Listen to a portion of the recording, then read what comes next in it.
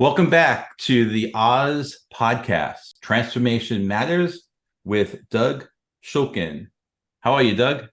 I'm doing great. How are you doing? Good, good. Doug, can you tell us a little bit about yourself and what we're going to be talking about today that you want to share with the Oz podcast audience? Sure. I'm a career insurance guy, and before all your listeners like completely shut down the podcast, because it's a terrible way to start a podcast. Um, I feel like I have a pretty interesting background in it. I've been in this weird corner of insurance for most of my career. It's financial lines, so directors and officers insurance. I know you have some college listeners, so if you guys have ever seen the movie The Social Network, that movie's about angry shareholders. It's a dramatic angry shareholder movie, and there's actually insurance for that entire situation in that movie. And then I moved on to and there was some other cool stuff in that portfolio, like kidnap and ransom insurance, crime insurance. Wait. So let's rewind. So Mhm. when you say it's really saying executive insurance, right? Is that what you're calling it? Yeah, executive Okay. or financial lines. There's a lot of names for this. Okay. And in there is kidnapping insurance. Yeah, kidnap and ransom insurance. Kidnap and ransom. How do you actually price that? It's geographical, so you use the carriers use just like anything. They use as much Mhm. data as they can. They look at if someone were to go to Mexico, they don't just look at Mhm. are you going to Mexico? They look at what part of Mexico are you going to. Mhm. That plays in a big factor into Okay. pricing. Frequency, how often are you traveling? Are you Mhm. taking family members? Are you No, what's your very own exciting. what's It's your own value? mhm. This is normally what I lead with at parties. Yeah, yeah, I can imagine. All right, so that's really Yeah, pretty cool. And yeah. Doug, how did you get into this? My big sis. So shout out to Teresa. She uh she was very helpful in my life, but there was a very pivotal moment right after college. I wanted to be I was a public relations major, and I wanted to Mhm. be in communications. Wanted to be in sports communications Okay. and Red Sox? Orioles, Baltimore. Orioles. I'm here in the Mid-Atlantic, man. Oh, Orioles. Um, Okay. and they're doing, I mean, like I can proudly say that this year because like for the first time in forever, they're doing well. But yeah, there's just a pivotal moment right after I graduated. And Teresa was she had already started her career and encouraged me to look at a job opening at the same company in Mhm. another city. Um, and that's when I met Patrick Mitchell, who interviewed me and took me into AIG. And I'm grateful for you, Patrick, if you happen to be listening, because you set off a wonderful career. Wow. So you had this wonderful career in insurance. Thank goodness for Teresa to help you find your way in the world. And Mhm. you're working now for a company called Relay Platform. Can you tell us a little bit about Platform and what problem are you trying to solve here? Yeah, I'll kind of tie my background into this moment. So the Hmm. direct answer to your question is Relay Platform is it's a tech company, and we're Mm, solving a very specific problem in cyber insurance. It's mm, really hard for insurance agents to quote standalone cyber every time the right way economically. And mm. when I talk to people, they're like, "Oh, we do that." I'm like, "You probably have two of the three." But if you're good, you're doing it, but you're paying for it in some way, Mhm, and I could argue that you're not being very economical. mhm. So can Um, you define cyber insurance for our listeners? yeah, sure. So I'll answer as if I'm speaking to a layperson. So Mhm, crime insurance is something that most people can understand pretty quickly. There's mhm, insurance for if you get robbed, or if people steal from you, or people fraud you, perhaps electronically or some other clever way. Right. So I think most people get that. mm, But that's insurance for tangible assets. So mm, touch, also money in the bank is a tangible asset.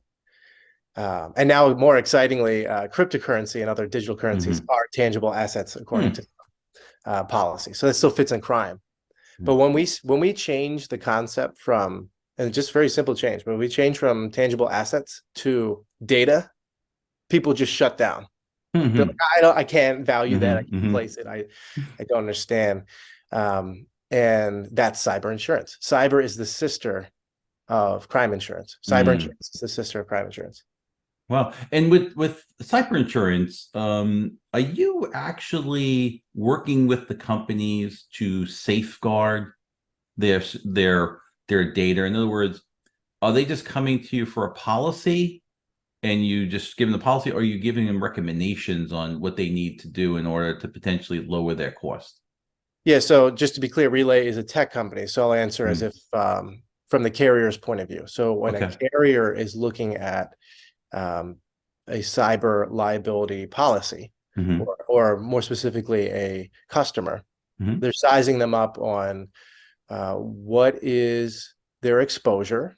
Hmm. So how complex and sensitive is the data? Hmm. How much of it do they have? Then they're looking at how well is it safeguarded? Right? Hmm.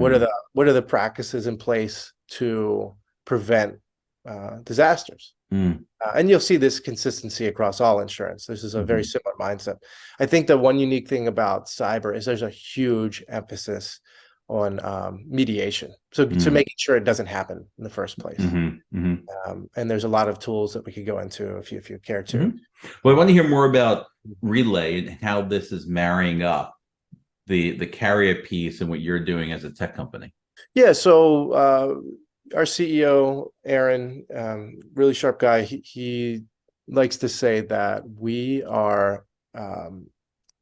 we're taking humans and making them tech enabled, okay, as opposed Hmm. to any other direction, right? We're Hmm. keeping the human in it, and we're making that human more powerful with tech.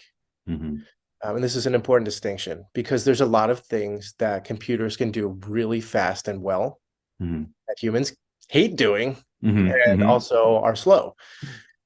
So this is what Relay's doing. So there is a transaction that happens every time, but if we're talking about cyber, where a customer uh, ultimately will examine pricing, they'll look at a Hmm. quote, and they determine if they want to buy it, right?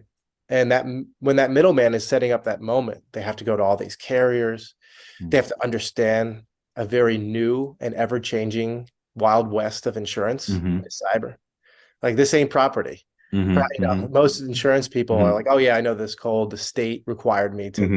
to know this. Whereas cyber, it's like the Hmm. policy I knew last month. I'm exaggerating a little Hmm. bit. The Sure, policy I sure. knew last month has changed in a material way. Now I'm intimidated by it. Hmm. So you have a lot of professionals out there that shy away from cyber.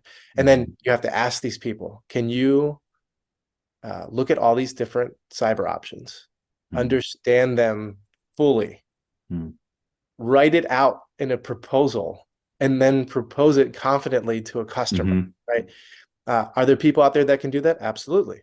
Hmm. And they're my friends because they No. like I can count on my hands how many people are out there that can do this start to finish. Hmm.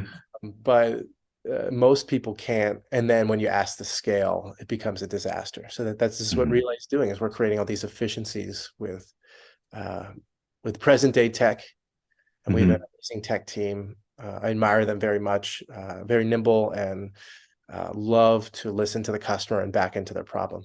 Wow. And Doug, tell us about this idea that Relay's doing to the insurance industry with the carriers in terms of transformation, right? Because this is relatively new, right, for the carriers, this idea of using data and automation and technology. Tell us a little bit how you're changing that and transforming that field. Sure. So the idea of speeding up this process has been around for a couple of decades. Hmm. Um, folks like my CEO, even myself, and some other folks that are kind of in this have been thinking about Hmm. it at Hmm. least for 10 years. But it's interesting. Your question is interesting because like the industry Hmm. was not ready. Hmm. Um, and the insurance for a layperson is unbelievably archaic. Hmm. The experience, like if I were to explain to a friend of like, oh, this is how people get quotes, that it would Hmm. it would faint. It just like how is it this way? I was expecting like an Amazon sort of Hmm. experience, right? So Mhm. we're kind of we really are kind of bringing them to this moment, and really and now I'll get to your last question. The there are early adopter looking carriers Mhm. that are playing, they were invented in this decade, right? Mhm. Or close to this decade. So they're playing very well in this space, right? Mhm. They're designed for these models and this sort of tech. Mhm. Whereas if you talk to some of these carriers that are, over 100 years old, Mhm. sometimes 200 years old, Mhm. um, they have systems and mindsets in place. They're making money just fine, right? Mhm. And some of them are very stodgy and slow to Mhm. react. Mhm. Also, to some of those companies' credit, I am seeing some of the old guard starting to move pretty Mhm. quick. And So, what do you think is the impetus for them to finally wake up and change?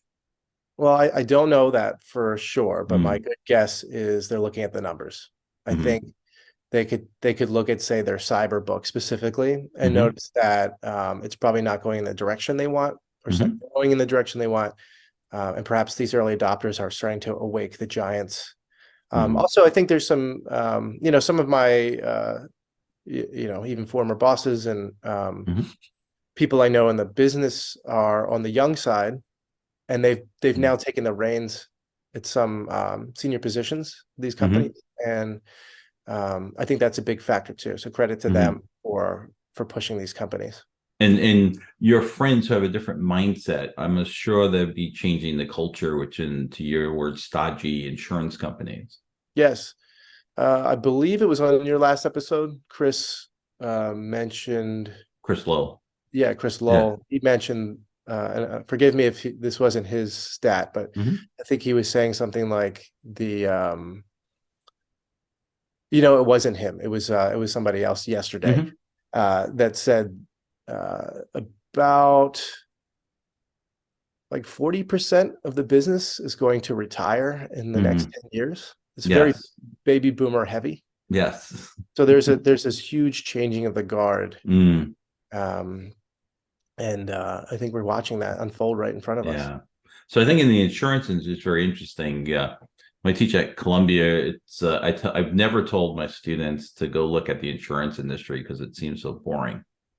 But now I think it's a ripe time. I could see it's like a $2 to $3 trillion possibility of rapid change from not only the culture piece, but the infrastructure piece, leveraging the power of AI, leveraging the power of data, and then leveraging really the power of quantum computing in order to actually predict. And then you bring in the climate piece of this whole thing. And also you bring in autonomous vehicle. It's a wonderful place to be in as we talk. But to your point, if you have the wrong leadership, and the leadership's has a very different view of what the current view is, it's going to be slow in the process of bringing them really to a customer centric organization. I mean, what are your thoughts, Doug? Yeah, I mean it's a super tough problem that I think it's just got to shake out. You know, Mm. just What gonna time watch. period? What time period do you think it's going to take? I'm a believer in nothing that's really linear. I think there's Mm. going to be an exponential curve here. I think Hmm. probably 5 to 10 years, we're going to see a totally different world. Hmm. Um, Because it's but interesting when you say the customer experience, right? I don't know any of my friends who said, "Wow, had a great customer experience with their car." Maybe Lemonade buying rental insurance of some sort, but other than that, you know, no one says great things about their insurance companies. I I have to challenge that. Uh-huh. I have, even on my personal lines insurance policy, I had Hmm. I'll name them Erie. You did a great job with my water claim. So Hmm. look, actually, this is a great moment to make another point. Hmm. Is as much as this fancy tech is happening, uh, they're still human. Hmm. There's still that customer service, um, and I see it every day because I'm a salesperson for a tech company that's Hmm. helping insurance. And at some point, people are choosing to use my company because of the people they are meeting and Hmm. interacting. and are making and keeping promises. Mhm. So back to that comment from my CEO, Aaron, it's tech-enabled humans, Mhm. right? And that's Mhm. the point. Another comment you made about your students, I want to speak to them for a moment. Mhm. Um, Insurance is amazing. Mhm. If you Mhm. recall earlier in this pod, Mhm. there was Doug listening to his sister, right? So Mhm. now I'm trying to turn the tables and speak to your students. Mhm. I think never have young people been more valuable to insurance Hmm. than right now because of these changes happening, right? Before, young people were like, oh, I have to train them. They don't understand this 150-year-old Mhm. company. Now it's like, hey, I don't know what API stands for or means. And you look like a young person who does, like you're hired and you're promoted. So like, Mhm. Mhm. please reach out to me, Mhm. find me on LinkedIn. I'll be happy to talk to you about this amazing industry. Wow. Doug, what's one question that you wish you would be asked that you've never been asked that you want to share with people? Yeah, I think the one question is, what's the worst thing that could happen in cyber insurance or Mhm. in the cyber liability landscape? Mhm. No one really wants to go there. Mhm. And I think that answer is a really scary one. I think we are going to see a cyber 9/11 Mhm. before I retire. Mhm. And what does that mean? That is something of Titanic uh, level disaster where you see these huge tech companies that everyone is reliant upon Mhm. every day, right? It's not hard to imagine them. Google, Amazon Web Services, even this Zoom, that we're talking through. Mhm. Um, One of them is going to go down in a very bad way, Mhm. maybe perhaps for a moment. And uh, this is a stat from the last pod with Chris Lowell. If a business is down for 2 weeks, there's a there's a really low chance they're going to make Mhm. it, right? So Mhm. imagine Google. Seriously, imagine Google being down for 2 weeks. Mhm. It's unimaginable. Mhm. If it happens, we're in a lot of trouble as a Mhm. society. So there are actual precautions you can take within the risk mitigation practices, Mhm. and as well as cyber insurance. Cyber insurance, by the way, should be used at the very end. It's like a break Mhm. glass in case of emergency Mhm. part of the process. But start to finish, there are actual safeguards you can make, even for the worst scenarios that I just Mhm. described. Doug Schulkin, absolutely fantastic. Thank you for sharing some time with us at the Oz Digital Consulting Transformation Matters. It was a pleasure having you on today. Thanks. It was great.